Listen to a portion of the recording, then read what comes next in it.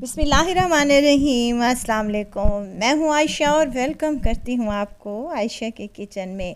आज हम बनाएंगे मुहर्रम स्पेशल एक बहुत ही फेमस रेसिपी दम के रोट। सीरियसली बाज़ार से बेकरी से जितने भी बिस्किट वगैरह के आइटम हम लेते हैं सब फेल हो जाएंगे जब आप बनाएंगे घर पर ये मज़ेदार से गुड़ सूजी और आटे से तैयार किए जाने वाले रोट की रेसिपी। और सबसे बड़ी बात यह है कि हम इनको मीठी टिक्कियों की तरह स्टोर भी कर सकते हैं और जब भी चाहें आप ये रोट चाय के साथ इंजॉय कर सकते हैं। रेसिपी बहुत ही आसान, मज़ेदार और टेस्टी सी है, तो इसको बनाना तो बनता ही है। और रेसिपी को एंड तक ज़रूर देखें। अच्छी लगे तो लाइक शेयर ज़रूर कर दें और अपने फैमिली फ्रेंड्स में भी ज़रूर शेयर किया करें। तो चलें फिर रेसिपी को स्टार्ट कर लेते हैं। यहाँ दम के रोट बनाने के लिए मैंने गुड़ का इस्तेमाल किया है, आप चाहें तो चीनी का इस्तेमाल भी कर सकते हैं। आधा किलो गुड़ है मेरे पास, जिसको मैंने कूट कर छोटे छोटे टुकड़ों में शामिल कर दिया है। पैन में शामिल करेंगे और आधा कप इसमें पानी का भी ऐड करेंगे। इसको हमने शीरा नहीं बनाना बल्कि हमने इसको मेल्ट करना है। गुड़ अच्छी तरीके से मेल्ट हो जाए 3 से 4 मिनट ही लगेंगे। फ्लेम को ऑन करते हुए आपने गुड़ को मेल्ट कर लेना है। जब गुड़ और पानी में अच्छा सा बॉयल आने लगे तो आपने फ्लेम को ऑफ कर देना है और इसे रूम टेम्परेचर पर आने देना है। जब तक शीरा रूम टेम्परेचर पर आता है तब तक हम दूसरा काम कर लेते हैं। एक कढ़ाई ले ली है मैंने और उसमें शामिल कर रही हूँ 2 टेबलस्पून देसी घी के। देसी घी ही शामिल करें, रोट्स में बहुत टेस्टी सा फ्लेवर आता है। अगर नहीं है तो बनास्पति घी का भी इस्तेमाल किया जा सकता है, लेकिन आपने इसमें ऑयल बिल्कुल भी इस्तेमाल नहीं करना। यहाँ पर मेरे पास है 1.5 कप सूजी का, जिसको मैंने अच्छे तरीके से छान लिया है। ये वही सूजी है जो रोज़मर्रा हम हलवा वगैरह बनाते हैं। इसको आप लोगों ने लो फ्लेम पर मुसलसल चम्मच हिलाते हुए भून लेना है। भून जब जाए सूजी इसमें से प्यारी सी खुशबू आना स्टार्ट हो जाए तो आपने क्या करना है, इसको उतार लेना है और इसको किसी भी बर्तन में डालकर साइड में रख देना है ताकि ये अच्छी से ठंडी हो जाए। 4 से 5 मिनट आपको लगेंगे। मीडियम फ्लेम पर आपने इसको मुसलसल चम्मच हिलाते रहना है। चम्मच अगर आपने रोक दिया तो नीचे से ये लगना स्टार्ट हो जाएगी और हमारे रोट्स बिल्कुल भी अच्छे नहीं बनेंगे। देखिए 7 मिनट के बाद ये भुरभुरी सी होना स्टार्ट हो चुकी है, दानेदार सी हो चुकी है, तो इसका मतलब ये है कि ये सूजी भुन चुकी है। प्यारी सी खुशबू भी आना स्टार्ट हो चुकी है।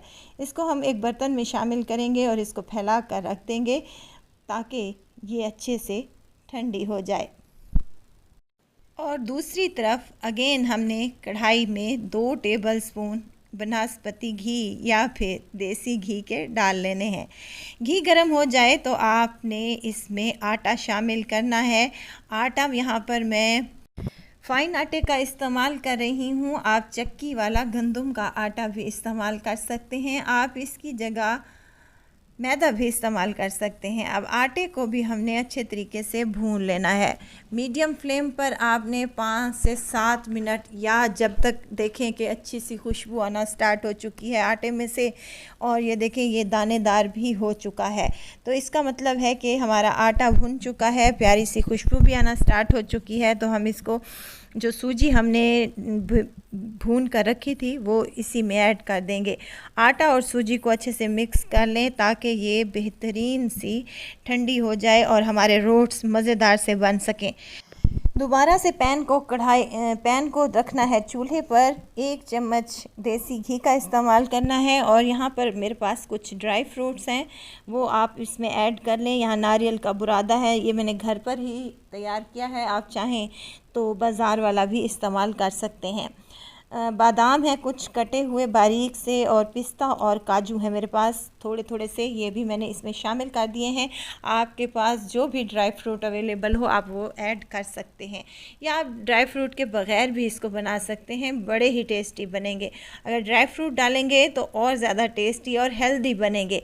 अच्छा, यहाँ पर आपने इनको भी अच्छे तरीके से भून लेना है। प्यारी सी खुशबू आना स्टार्ट हो जाए तो आपने इनको भी निकाल कर सूजी और मैदे का जो मिक्सचर हमने बना कर रखा है उसमें ऐड डाल देना है। यहाँ पर मैं खुशबू को मज़ीद बढ़ाने के लिए इसमें इलायची का पाउडर शामिल कर रही हूँ, हाफ़ टी स्पून के बराबर।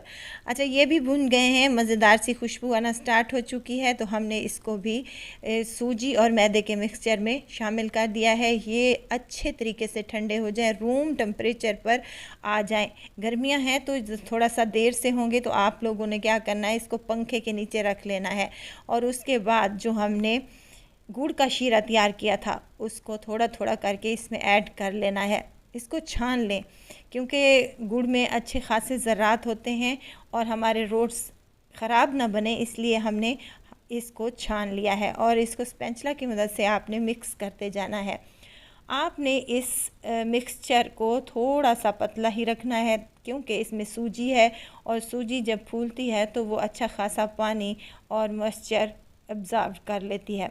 तो आप लोगों ने क्या करना है, इसको थोड़ा थोड़ा करते हुए शीरा जो है गुड़ का वो डाल लेना है और इसके बाद इसको आप लोगों ने रेस्ट पर रख देना है तकरीबन 2 से 3 घंटे के लिए, या फिर अगर आप लोगों के पास टाइम कम है तो आप इसको आधे घंटे के लिए भी रख सकते हैं, कोई इशू नहीं है, सेम रिज़ल्ट आएगा।